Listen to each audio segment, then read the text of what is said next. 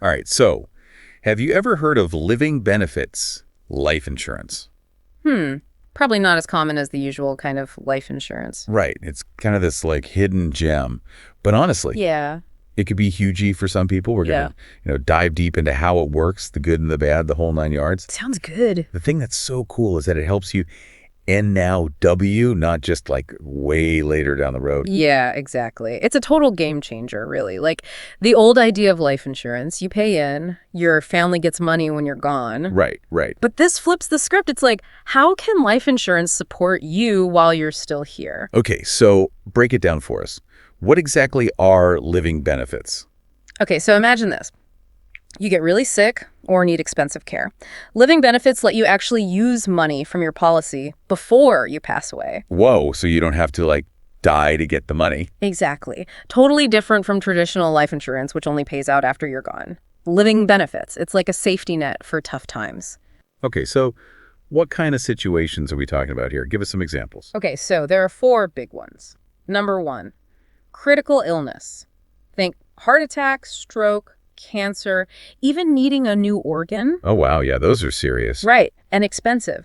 But that's where a critical illness rider can help. Rider. Like an add-on to the policy. Yep, we'll get to those in a minute. But it's not just big, sudden things. Okay. There's also chronic illness, like maybe you can't bathe yourself anymore or dress yourself, need help eating. Oh, right, stuff that makes daily life hard. Exactly. And a chronic illness rider can provide financial support for that kind of care. Makes sense. Then there's terminal illness, of course. Usually that means doctors think you've got like 12 to 24 months left. Oh, wow. So that time frame can change depending on the specific policy. Yeah.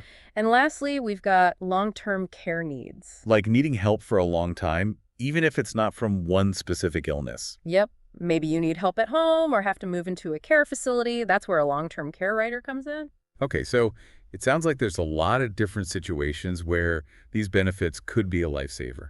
For sure. But it's not like it's just automatically included with any life insurance policy, right? So how do you get these living benefits? You're right. It's not a given. It usually comes as a rider. It's like an extra feature you add onto your main policy. Okay. Sometimes a policy might have a basic living benefit built in, but you always want to read the fine print. Yeah, good point. So let's get into the specifics. What are the different types of riders you can get? Okay, so the main 4 are accelerated death benefit, critical illness, chronic illness, and long-term care riders. Okay, let's take them one by one. What's an accelerated death benefit rider? So imagine you've got a terminal illness. This rider lets you use some of the death benefit early. So like get some of the money that would normally go to your family, but use it for yourself. Exactly. Maybe try experimental treatments, take a dream vacation, whatever matters most to you in that time. Powerful stuff. Right. Then there's the critical illness rider. If you're diagnosed with a covered serious illness like cancer or a heart attack, you get a lump sum of money. Oh, wow. What could you do with that money? Anything. Cover medical bills, pay your mortgage if you can't work, anything you need. It's like a separate safety net for those big, scary events. Yep, exactly.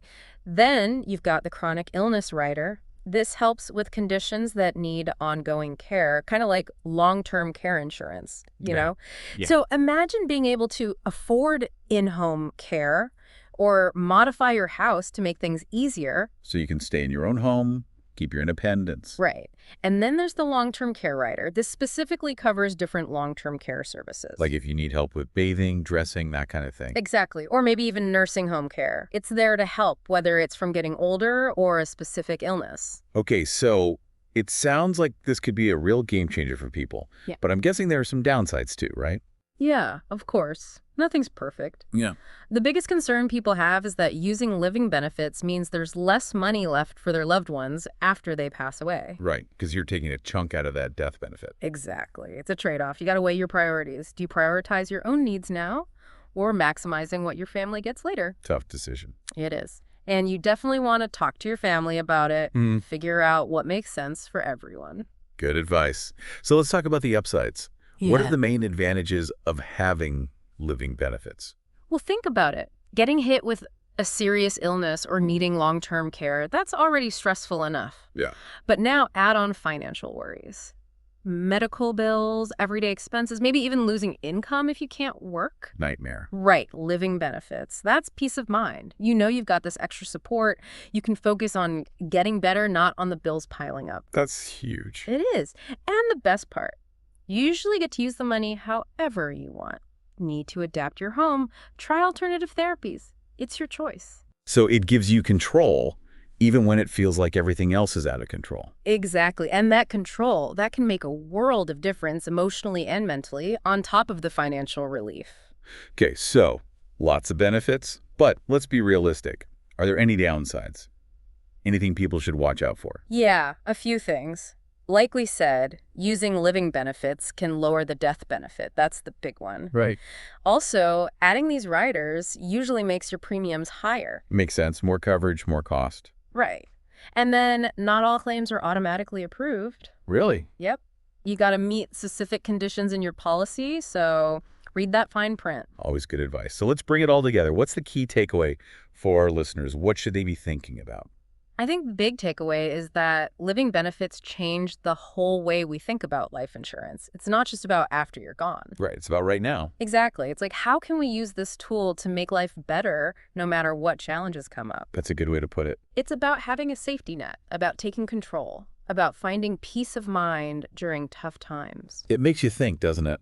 Like, how would having this kind of support change how you'd face a health challenge? Right. Would it impact your financial decisions, your healthcare choices? It's definitely food for thought.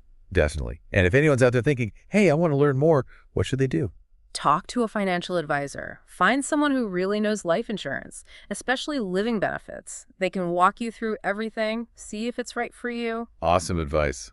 Well, thanks for joining us for this deep dive into living benefits. It's been eye-opening. My pleasure. Always happy to chat about this stuff. And to all our listeners out there, thanks for tuning in. We'll see you next time.